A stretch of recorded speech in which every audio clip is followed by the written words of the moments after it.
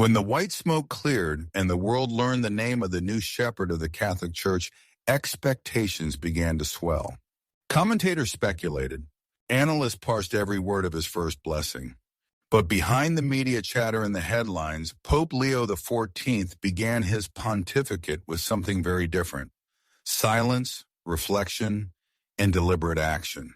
No slogans, no bold declarations, just a handful of appointments, each quiet but none insignificant.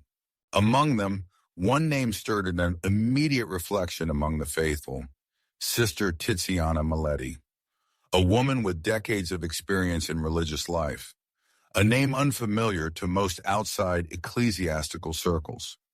But within the walls of the Vatican, her appointment was nothing short of groundbreaking. This wasn't about making headlines. It wasn't a performative nod to progressivism. It was a carefully chosen signal, one rooted in theology, not just optics. Pope Leo appointed Sister Maletti to serve as Secretary of the Dicastery for Institutes of Consecrated Life and Societies of Apostolic Life. In lay terms, one of the most powerful administrative roles in Vatican governance over religious orders. But what truly made this appointment historic wasn't her gender, it was her authority. This wasn't a symbolic advisory position. It came with full jurisdiction, real executive power, and a clear line of accountability. Sister Maletti wasn't called to observe from the sidelines. She was invited to help govern. Why does this matter? Because for centuries, the Church blurred the line between sacramental authority and administrative leadership. Many assumed only ordained clergy could truly guide the Church, but that's never been the full picture, and Pope Leo knows it.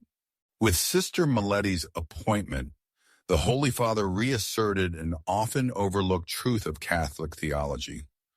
The roles of governance and sacrament are not identical. While holy orders are necessary for the sacraments, administration is not confined to the ordained. In fact, the early Church often relied on lay wisdom, male and female, to shape its path. Pope Leo is reminding the Church of its own memory. He is not rewriting doctrine. He's applying it, living it. And in doing so, he's echoing the spirit of Pope Francis's predicate evangelium reforms, which called for a more synodal, inclusive, and mission-focused model of church governance. It's a move rooted in continuity, but it feels like fresh air. Because at a time when debates about women in the Church often spiral into ideological gridlock, Pope Leo offers a different model: not argument, but action; not commentary, but clarity. His message isn't just for Vatican officials or canon lawyers. It's for every Catholic asking what the Church of the future might look like. And here's the answer: not louder, but deeper; not necessarily more modern, but more faithful to its missionary heart. Pope Leo's early decisions didn't stop with Sister Maletti. In the days following her appointment, another quiet shift occurred. Monsignor Vincenzo Paglia, long a controversial figure for his public stances on sensitive moral issues, was discreetly replaced by Monsignor Lorenzo Baldessari, a name known for calm, consensus-building leadership.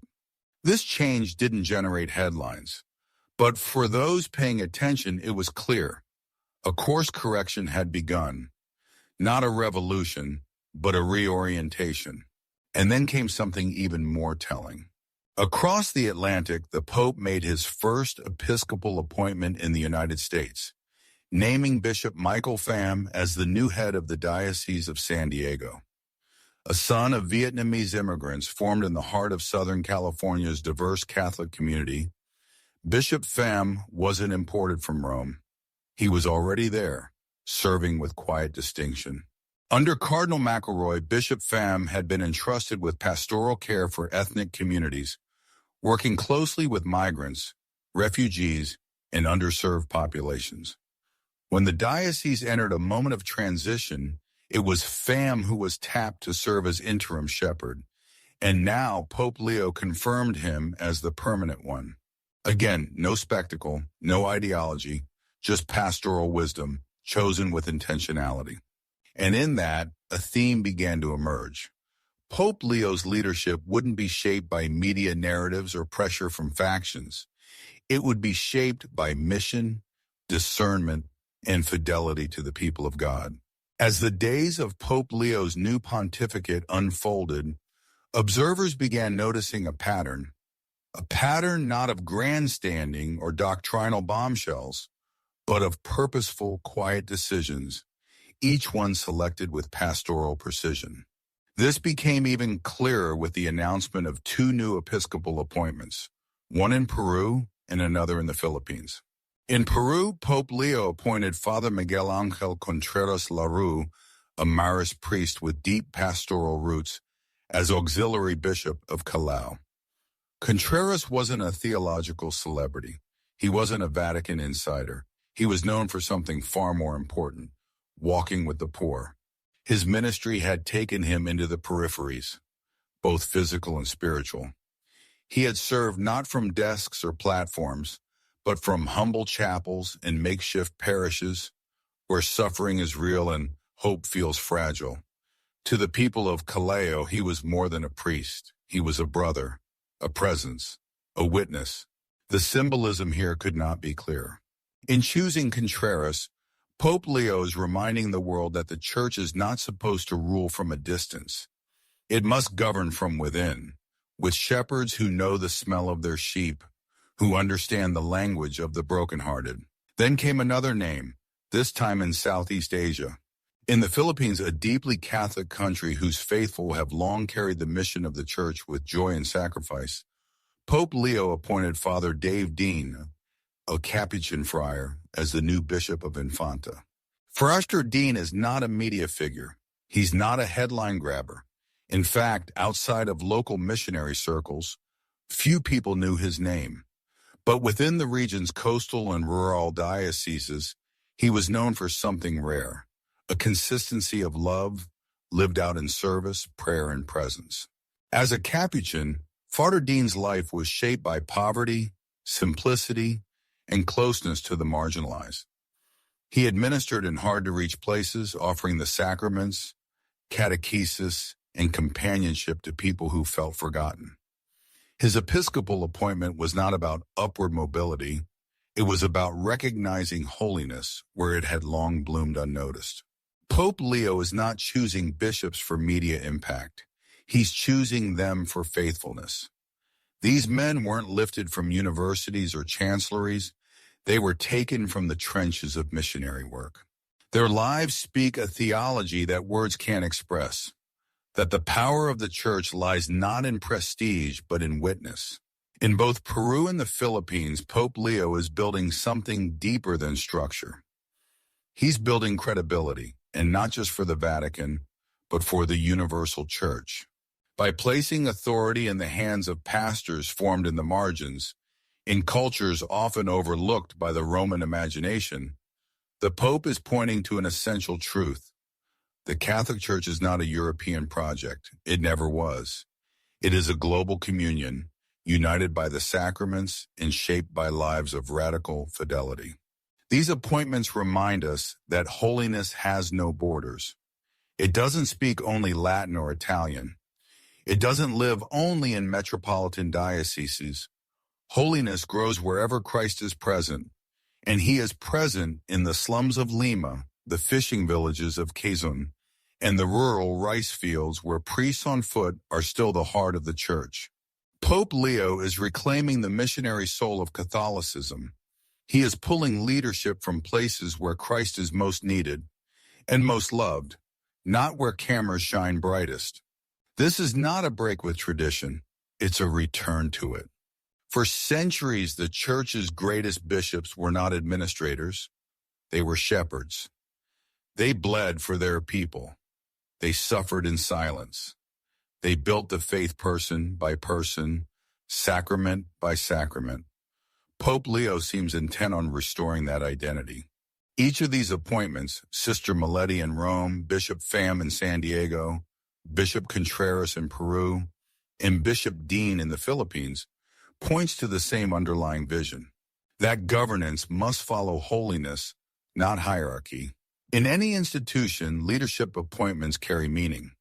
But in the Catholic Church, they carry something more. They carry theology. That's because every decision made by the Pope, every bishop chosen, every office filled, isn't merely administrative. It reflects how the Church understands herself, her mission, her identity, her soul. And Pope Leo XIV knows this. Every appointment he's made so far isn't just practical, it's sacramental in tone, even when not sacramental in form.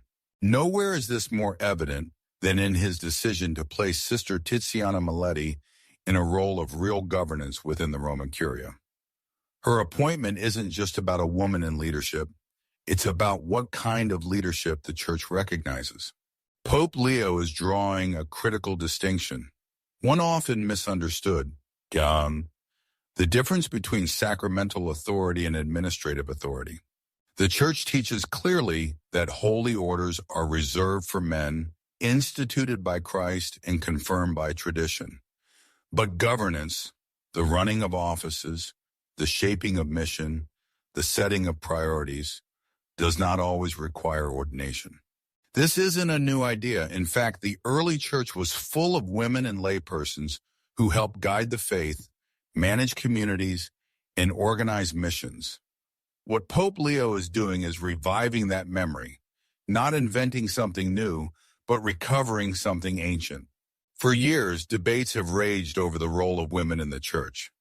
The discussion has often been shaped by extremes, either reducing women's roles to symbolic gestures or demanding changes that contradict doctrine.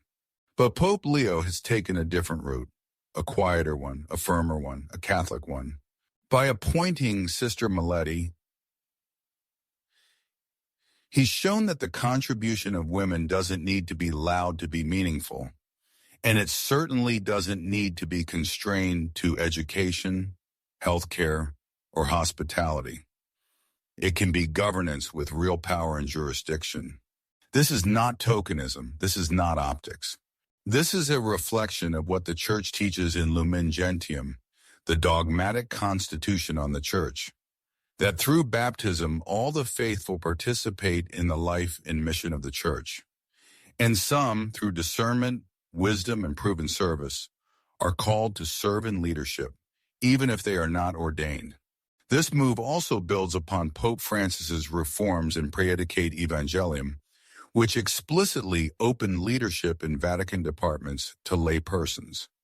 But Pope Leo is going further, not through flashy changes, but by actually enacting what the law now allows. And he's doing it with substance, not appointing celebrities or activists, but religious women who've spent decades in faithful service. In this way, Pope Leo is reestablishing a truth that many have forgotten. The Church is strongest when her leaders are chosen for holiness, not headlines. Another key thread woven through Pope Leo's early decisions is the principle of synodality, a word often misunderstood but essential to the Church's life. Synodality doesn't mean democracy. It doesn't mean compromise or confusion.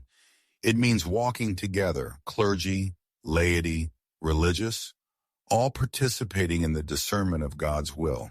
It's a model rooted in the Acts of the Apostles. And Pope Leo is not just talking about it, he's practicing it. Instead of launching a new synod or issuing another lengthy document, Pope Leo is letting his appointments speak for themselves.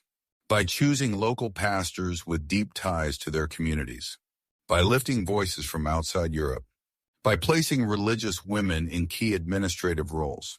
He's showing that synodality is not about dialogue alone. It's about decision-making rooted in listening. Listening to the people, listening to the Holy Spirit, listening to the poor and the unseen.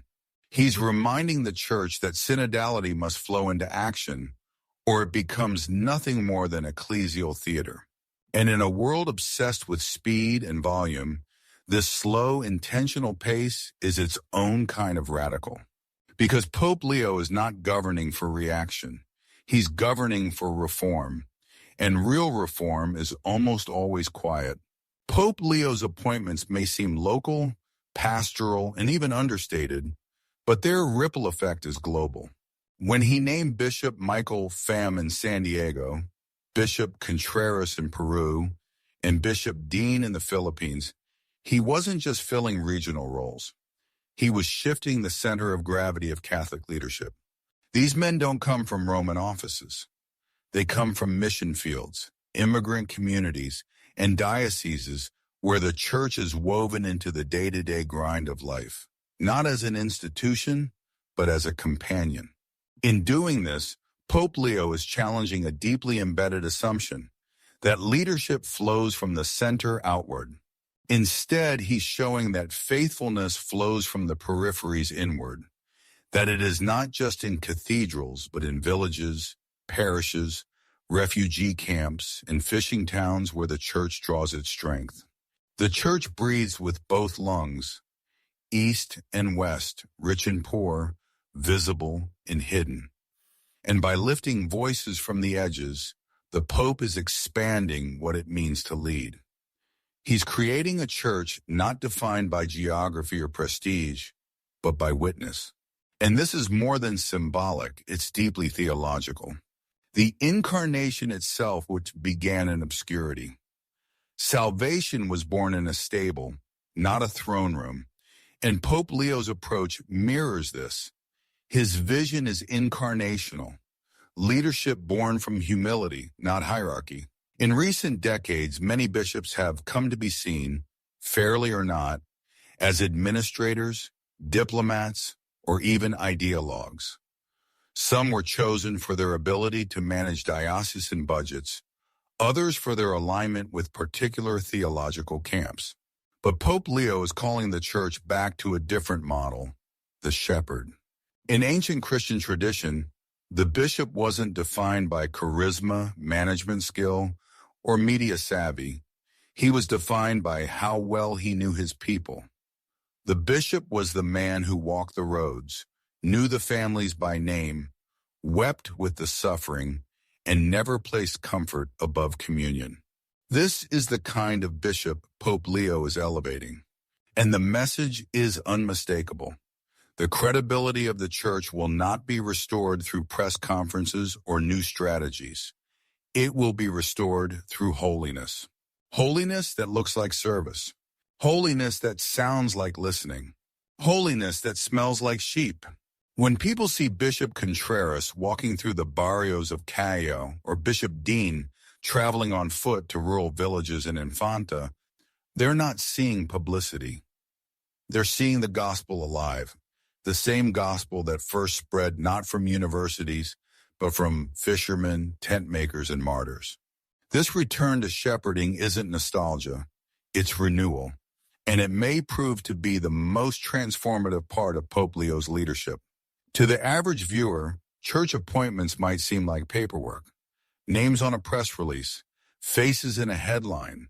But in the Catholic faith, every leadership appointment is more than functional. It is a spiritual act. To name a bishop is not merely to fill a vacancy. It is to entrust a soul with the care of other souls.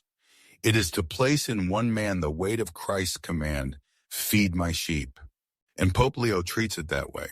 That's why his appointments are slow, deliberate, quiet, because each one is a discernment, not a transaction.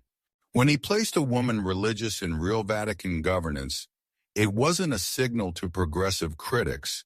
It was a reflection of theological truth, that baptism gives all the faithful a share in the church's mission, and that holiness, not ordination, is the mark of vocational leadership.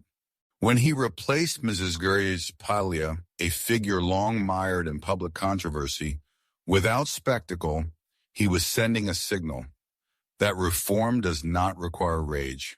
It requires resolve. And when he bypassed more prominent, safe names for bishop appointments in the global South, he was doing what the early church always did, elevating those who serve in silence over those who speak for applause. Pope Leo's early actions are a course correction, not just institutionally, but spiritually. He is reminding the church that every position of authority must be rooted in mission. Every title must serve a purpose. Every appointment must be a prayer. In every sacrament, the Church teaches us that form matters, not just the content, but the way that content is expressed. This is also true in governance. When a pope chooses to lead through quiet appointments rather than forceful declarations, he is not merely avoiding attention, he is practicing a different kind of leadership, one where form and substance are inseparable. With Pope Leo XIV, we see no flashy press releases, no confrontational shifts, just names, faces, pastors. But behind each of those names is a theology, a signal, a message to the world that the Church does not need to choose between tradition and relevance. She can be both ancient and alive, rooted and responsive. In choosing not to argue but to act, Pope Leo is returning to a principle long revered by the saints, that truth is most persuasive when it is lived. His first actions, from the selection of Bishop Pham in San Diego to the promotion of Sister Maletti, communicate more than any interview ever could. They say, this is how we govern, this is how we trust, this is who we are. To some, the word tradition conjures images of rigidity, hierarchy, or a church unwilling to evolve. But that is a misreading, one that Pope Leo seems eager to correct. Tradition is not the enemy of reform, it is the soil from which reform must grow. The early church did not expand through innovation for its own sake. It expanded because it remained rooted in what was essential: the gospel, the sacraments, community, and service. What Pope Leo is offering is not a rollback of recent reforms, nor an acceleration of progressivist agendas. He is offering something deeper, a realignment with what is perennial. He's not rejecting the Second Vatican Council. In fact, his very model of synodality and lay involvement flows directly from its teachings. But he's resisting the temptation to weaponize that council for ideological purposes. Instead of bending tradition to fit modern categories, Pope Leo is asking us to re-engage tradition with fresh eyes. It's not about recreating the past.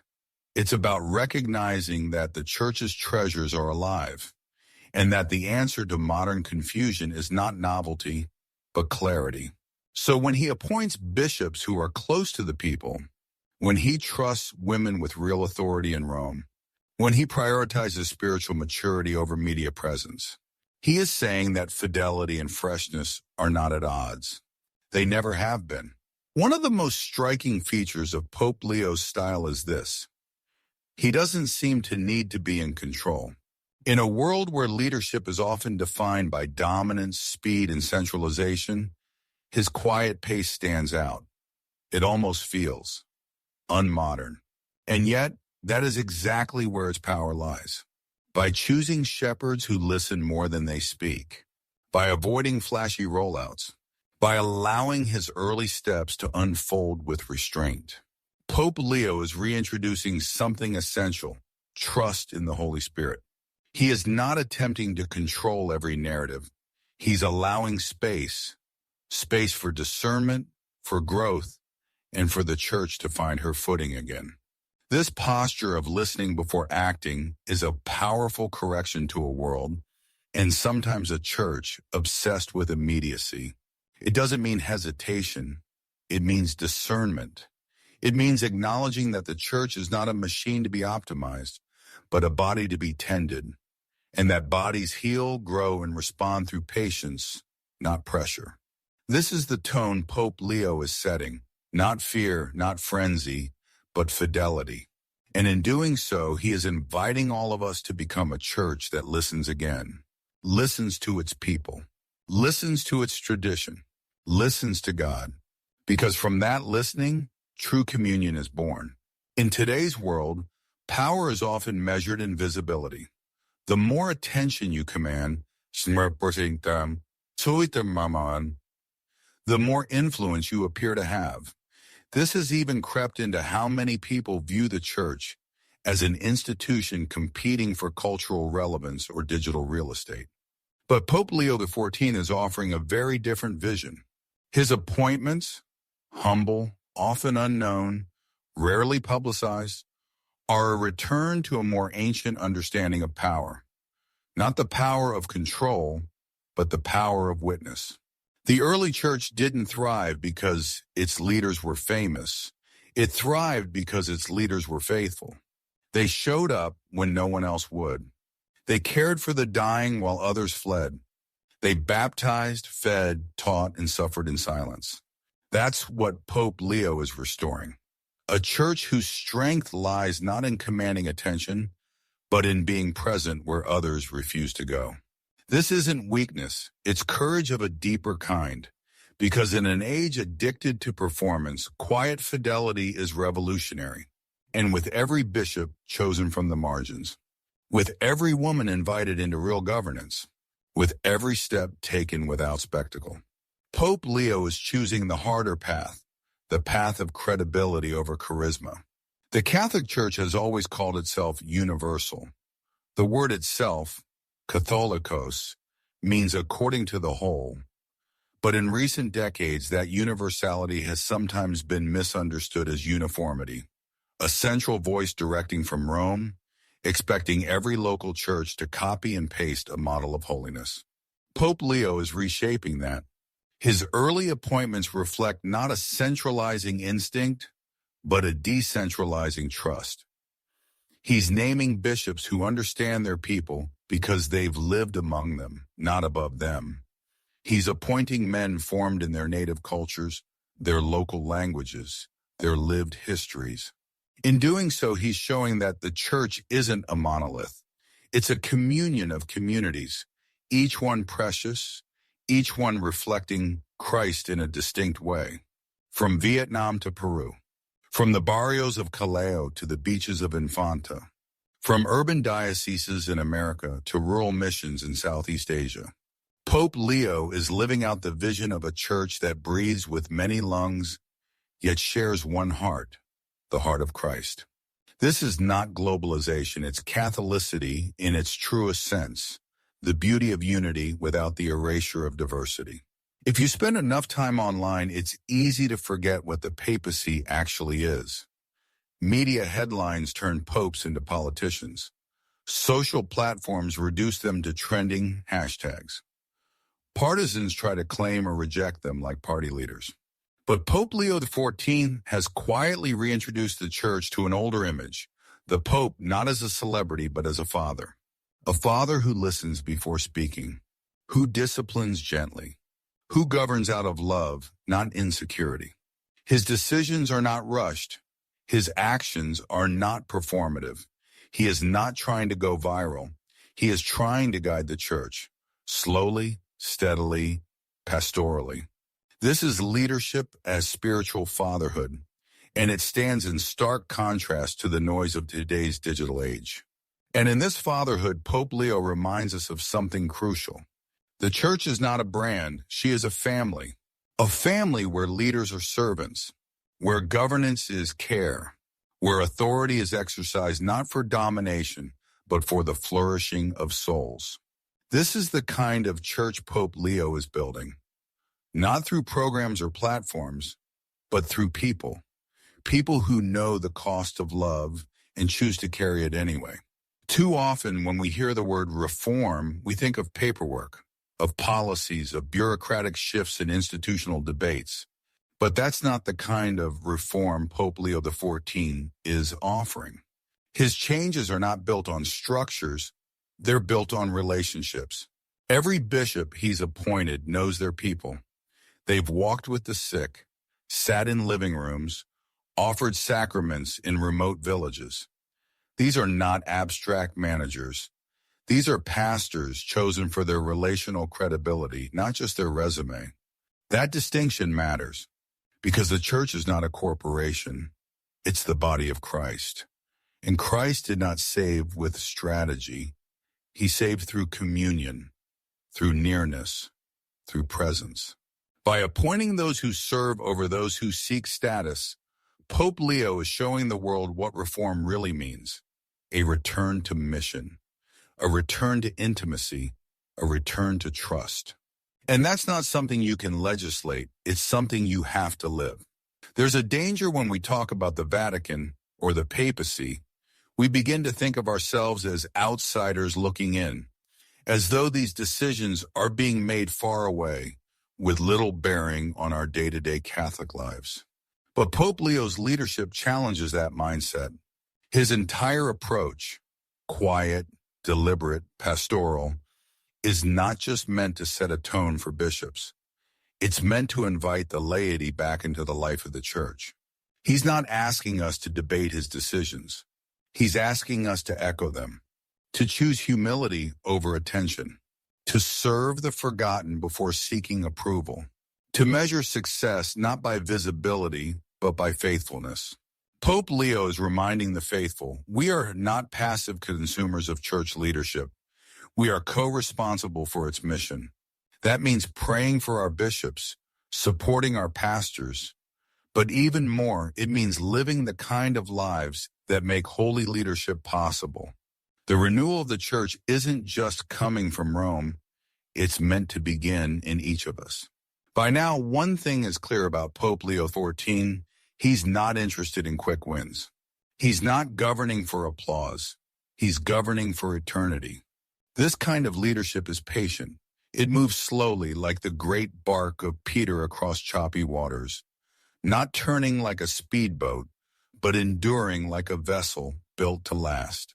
And that requires something of us too, spiritual maturity. It asks us to resist the temptation to judge every step instantly, to refrain from reading every appointment and the political move, to stop viewing the church through the lens of immediacy and start seeing her through the eyes of God, who moves in seasons, not cycles. The early signs of Pope Leo's pontificate are full of grace, but that grace needs time. It needs space. It needs people like us, who are willing to walk, not sprint. Because the work ahead is not just reform, it's conversion. Conversion of the clergy, conversion of leadership, conversion of us all. And that doesn't happen overnight. With every appointment, with every quiet gesture, Pope Leo XIV is revealing not a strategy, but a soul. He is calling the church not to reinvention, but to reawakening, not to ideology, but to identity. An identity formed by the cross, not by controversy. An identity shaped through service, not through slogans. An identity that stretches across time, yet still speaks to this very moment. In this vision, the church is not frozen in history, nor is she captive to modern pressure. She is ever ancient, ever new, a living body, always reforming, yet always rooted. Pope Leo is not seeking body, he's seeking fidelity, fidelity to the poor, to the gospel, to Christ. That's why his papacy feels different, not louder, truer. And this, more than anything else, is what we need in our time. A church that remembers who she is. A church that leads not to impress, but to heal. A church that doesn't perform for the world, but offers it something holy. There is a revolution underway in the church right now, but it's not happening through synods or viral moments. It's happening quietly. In mission dioceses being entrusted to forgotten pastors, in lay women being handed keys to leadership, in bishops being chosen for hearts formed by suffering, not resumes filled with titles. This revolution isn't flashy, and that's why it's real, because it mirrors the gospel itself. Jesus didn't choose the loudest. He didn't call the most credentialed. He called those who were willing to follow. Pope Leo is doing the same. His revolution isn't about policies, it's about people. And not just people at the top, but people in every parish, every pew, every broken place where faith still flickers. And that includes us. Because the real reformers of the church were never just the ones with positions. They were the ones who became saints. That's the invitation now. Not to criticize or wait for Rome to act, but to become holy where we are. That's the only revolution that lasts. So what kind of pope is Leo XIV? He is a father, and I figure or hit them. A reformer, not a rebel. A shepherd, not a showman. And what kind of church is he building? A church that listens more than it lectures. That serves more than it strategizes. That prays before it plans. A church that puts witness over visibility. Presence over politics. Faith over performance. His papacy may not satisfy headlines, but it's not supposed to. Because this isn't about popularity, it's about holiness.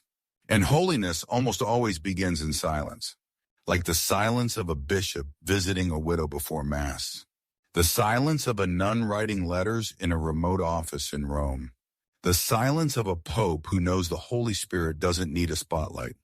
And now, in that silence, something is beginning to burn.